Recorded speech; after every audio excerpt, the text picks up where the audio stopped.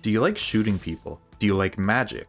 Do you like games like XCOM, or really any kind of tactical, turn-based, squad-based RPGs? If you answered yes to any of those questions, I think you'll really like this game. This is Tactical Breach Wizards, and essentially you take control of a ragtag group of military operators, but they're all wizards. Each operator has their own gear and school of magic, so they feel good and different from each other, whether you're blasting people with chain lightning, using foresight to predict their moves, or just bashing into them with a shield.